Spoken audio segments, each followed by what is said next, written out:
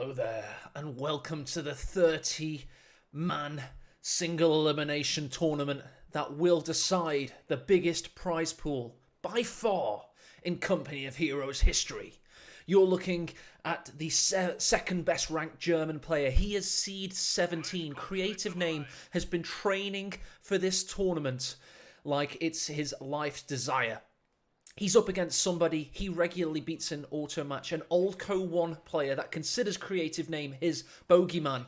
It's Aimstrong in the south, the seed 16 in this tournament. 16 versus 17, a best of 5 single elimination. One of these two warriors will go home today empty-handed, no money at stake. The other could go on to tournament glory, and a chance, if they get 8th place in this tournament, they will earn $500, all the way up to 1st place and $10,000. They have the possibility to do that. Aimstrong won the first World Championship all the way back in 2013. He went on to be the finalist in OCF, and we're not even going to mention Company Heroes 1 because that's a totally different game. But I'll tell you what isn't totally different to CoH2, it's Wehrmacht. This combined arms faction brings the best of the old game and puts it in the bedlam that is Company of Heroes 2. Their perfect counter, however, some may say OKW is the perfect situation for this. Ignore that. Soviets are the ultimate match. Here he goes. He's going straight with the CoH2 style pin all the way up the midsection of Longras. He's going to take the barbed wire here. He's going to stop the retreat path of the Soviets and the flanking maneuver, and then he's going to go for the cutoff. Conscripts are caught out of guard. Machine guns in perfect position. CreativeName has to think fast and act faster. He has to mitigate this situation. Fortunately for him, however, got a good bit of barbed wire on the base exit. He's got his sandbags in position over here also. But he's marooned now. He has, however, captured the western fuel point. Combat engineers running the gauntlet. Should survive. MG's repositioning. Fortunately for Brostras, he has had the presence of mind to go and capture those western points. But he's now going to try and battle out of this pinning maneuver.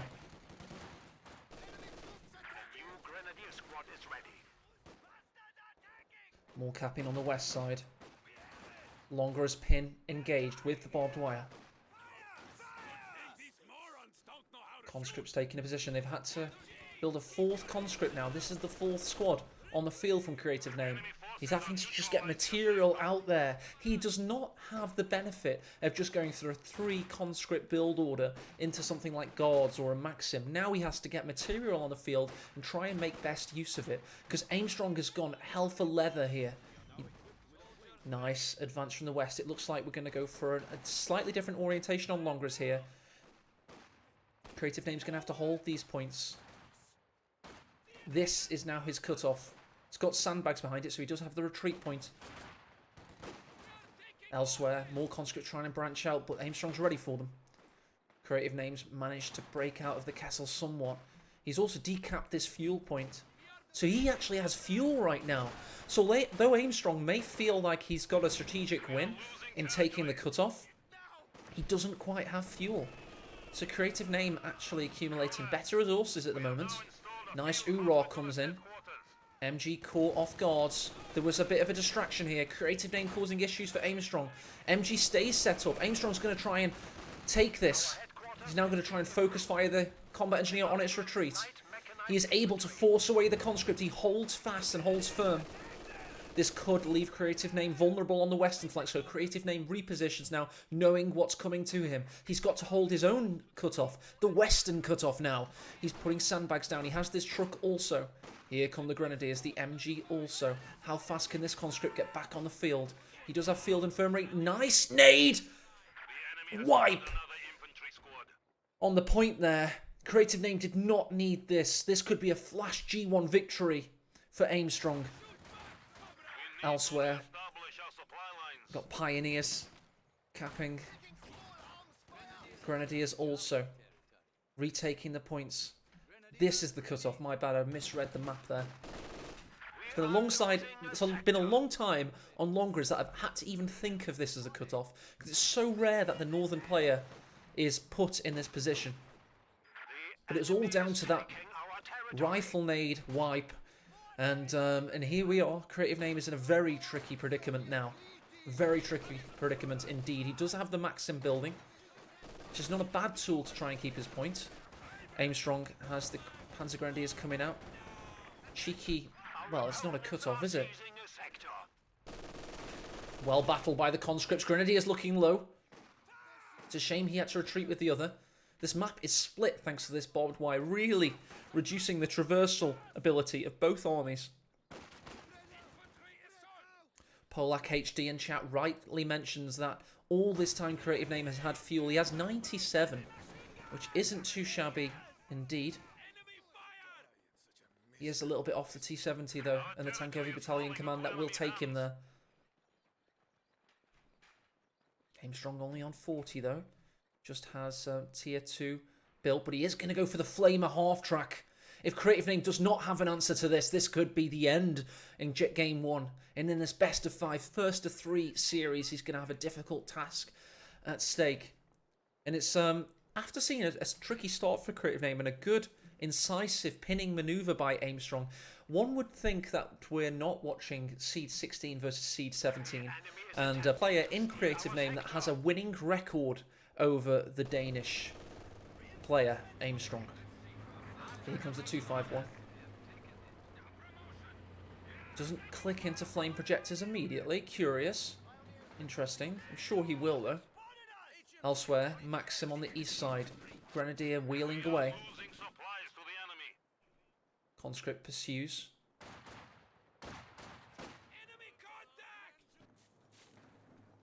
Panzer Grenadiers pushing out, as are the Pioneers, as are the Grenadiers. That means a significant portion of Aimstrong's army is capping right now. 251 half-track takes an MG inside it. It's now going to pick up the Panzer Grenadiers. Pimp and My Ride, they're all getting on board. Enemy forces are securing our territory. Barbed wire's been crushed.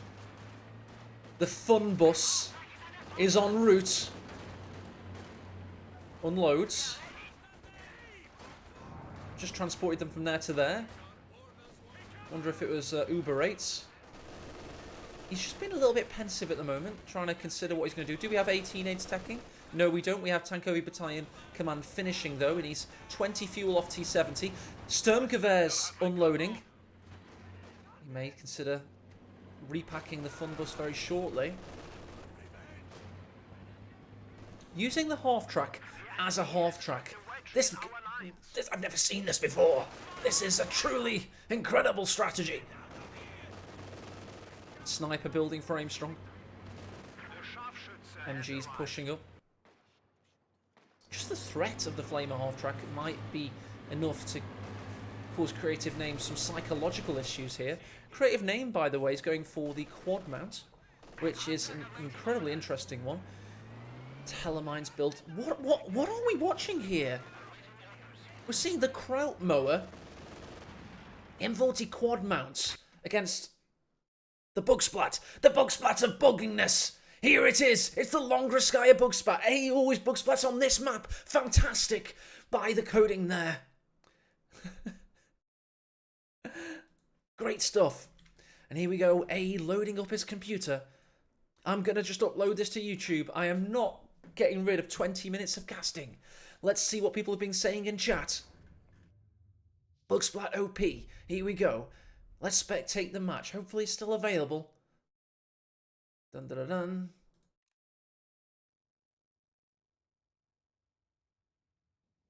And it is. We're in. Thank God for that. That means the game goes on a little bit longer than the next 5 minutes, by the way.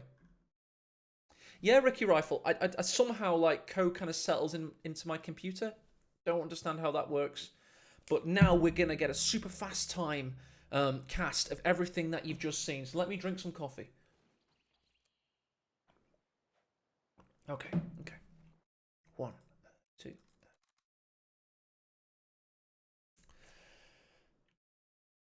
And they're off. We've got combat engineers going up the inside.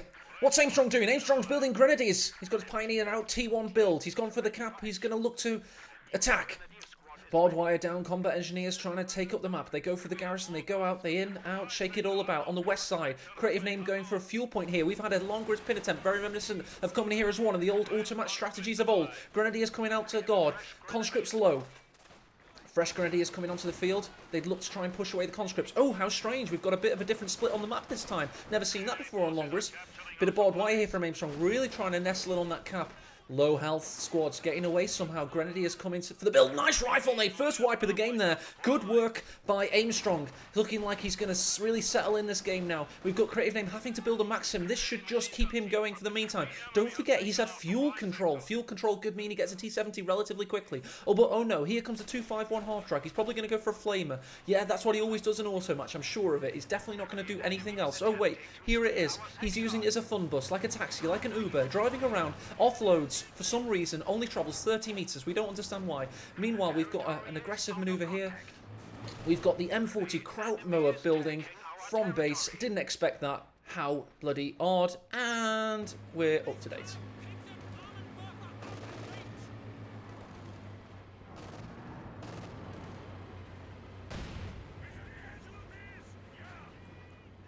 Nice nade there used. Grenadiers chilling out. We've got the sniper out. First shot in.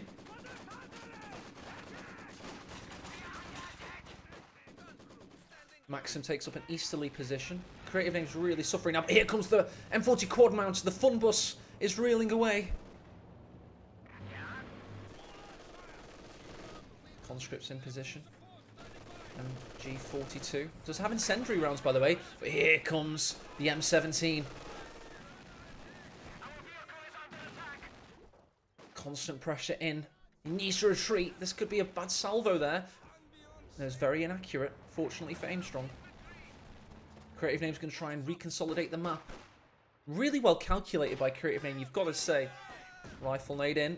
Well dodged in good time. Good pressure down. Aimstrong now has fuel control. Sniper, 2 kills. M17. Also, second Maxim coming, so a very Longrist orientated support weapon strategy with a 2014 era Kraut mower on the field. And no, that is not a racial slur, it is genuinely called that in the voice acting of this game. Very World War II for you. Double Maxims on the field. This is something, it's like a historical journey through Company of Heroes meta. We've got the original meta of Flamer half-tracks and M17s. We've got Maxim meta from 2016. It's vanilla faction, boys. And possible girls, let's face it, probably not. Pack 40 in good position, trying to traverse. Gets around the side of the arc. That is unfortunate for Aimstrong. He was just on the cusp of that arc of fire. But conscripts also coming in. But the STGs are more than enough to push them away. Pack 40 just can't get it shot off. Can it now? Big shot needed. Gets it! Abandoned though. Max range and he gets it. Here comes the half track. Can he polish it off? Probably more than likely. Sniper's also in position. He forces it away from the abandoned. He now may be able to take the M17 for himself. What a game one we're watching. Not let up. The enemy still has 300 points. He's taken it as well. And now he turns it on his adversary. He needs the penetrative qualities of Mosin against rifles, and they just about get rid of it. Slither of health style. One of those glorious Soviet riflemen of the conscripted variety were able to take it out there. Zisgun in the build to keep this pesky half-track away. What is Aimstrong doing here? Coco Jambo, possibly? It is initiated in this tournament, I believe. I've never seen this ever in Company of Heroes 2. This kind of half-track orientated strategy of moving your units around, offloading them, and then forcing your opponent away. Keep an eye on that Talamine for later, by the way. LMG in chat saying the half-track now heals your units. I genuinely did not know that. He does have healing in base, so it looks like Aimstrong doesn't know that either. Or maybe he does, and he just wants super healed squads. Cool. Good shots from the Zisfield. Got nice bundle nade on. He's everywhere with those Panzer Grenadiers. Sniper now attaining its 10th kill. MG's just suffering the damage here. Urar's in. Sniper. Side crabs away. I'm not seeing that. Panzer Grenadiers feeling the burn. LMG 42 causing the hurt. Both fuels are currently capped for CreativeName. What a game one we're watching. This is what Company Heroes is all about. Tactical counterplay. Variety. Strategic thinking. This game has it all so far. And bug splat memes. It is a flawed game, Company Heroes, but we love it despite its flaws. And that is true love. Cheap, ever the original CoH2 player fan there. Having spoken to Aimstrong a lot, there's a lot about this game he does not know, Cheap. It's very fair to say that. But it'd be impressive if he does know that, in fairness. It would mean he's actually started reading the patch notes, given that he's never actually really done that. Of supply are disrupted. Good shot by the sniper. Oh! Double hit from those conscripts there. It's rare you get a double hit like that. Zis in a very forward position. Laying a shoe mine, by the way. Nice. We do, of course, have Spearhead Doctrine chosen for Aimstrong, so frag bomb's a possibility later on, along with the Tiger that we saw in nearly every game yesterday. Grenadiers soaking up damage here. Panzer Grenadiers pushing on and in. Temporarily got a little bit of coordinated bonus there with the 251. Maxim suppressing despite the green cover. Here comes the Zis shots. He's going to try and tank the damage. Oh, but that second one's on target. He needs to be careful. Sniper pushes up. Forces him on and away. Panzer Grenadiers go for the cutoff yet again. We have to keep an eye on the peripheries of this battle. It's all over the place.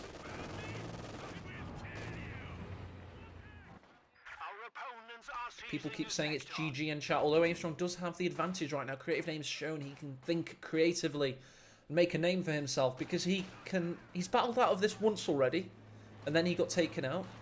But he looks set to try and battle back again. And one thing I have to point out about Aimstrong, bundle laid in, well dodged. One thing I have to point out is he's very good in that first 20 minutes of a battle, but he doesn't necessarily have the endurance play in order to keep it up, basically. That's been his struggle.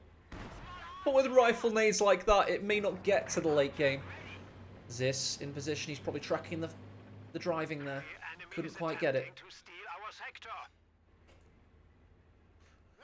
Pioneer's only on Veterancy 1.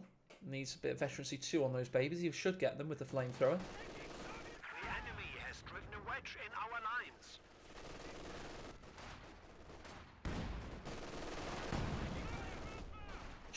He's just expecting these Zis shots not to hit him. He's asking for trouble.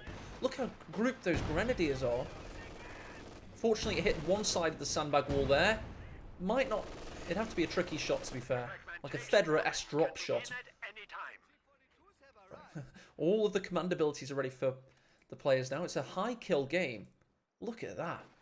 94 to 36, 16 and a half minutes in. We fight bravely for the Reich. Ooh, I need to put scores on, don't I? Of course I do. 100 points. Forgot about that.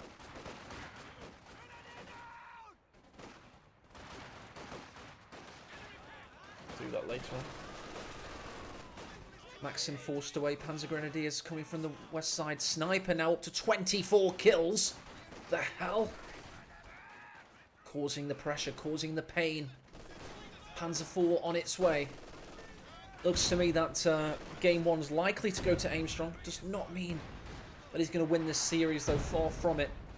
As already mentioned, CreativeName with a superior win-loss in games and auto match between these two.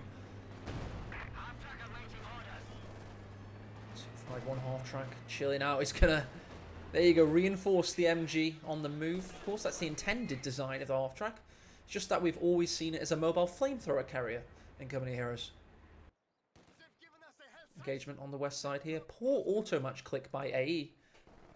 Well, I say auto match click because what I mean is tactical map click, but What I mean is, if I was playing auto match, that's why I'm so bad. I tend to click there and then like remember it's over here. Ready for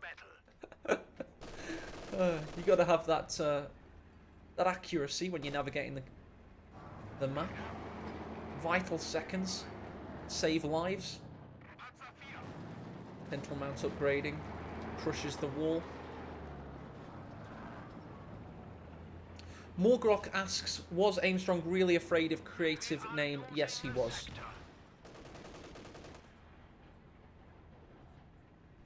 He's not the same Aimstrong we grew up watching in SNF and the earlier days of this scene from 2010, 2013. He's not got the same confidence anymore. He does have some of the same skill, but he does not have the same endurance. So a lot of my job when I'm not a caster, and I don't try and be biased, by the way, when I cast. I try my hardest not to be. But when I'm just, a friend of people in this community, one of the things I've been doing is trying to get certain players to play. And getting Aimstrong to play has always been a struggle because he just doesn't think he has it anymore. He used to be the top dog in the scene. It was like not even close at one point. All the strategies were copied off him. His game replay thread on game replays, the one where he uploaded every game of his for like 2 months, was like studied by everybody. But that was a long time ago, and the whole point is he likes to win tournaments, and he's not been in a position to do so. CreativeName does throw in the towel now. I'm on an extended rant. I'll probably continue after this very short interview.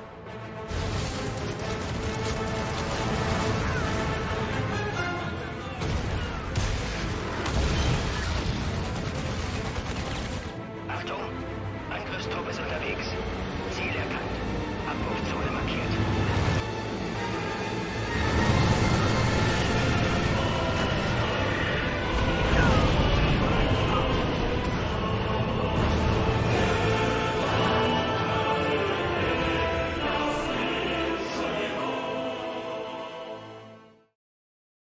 And the rant continues. So one of my jobs is to try and boost, in particular, Aimstrong's confidence, because as I say, he sees himself as a has-been. But when you watch him play, he has so many different facets and so much tactical things he brings to the table that other players don't do in Company Heroes 2 enough for my taste. That I think it's exciting to watch. He has to battle against his inner demons whilst trying to perform on the battlefield. And, it's a sensitive balance.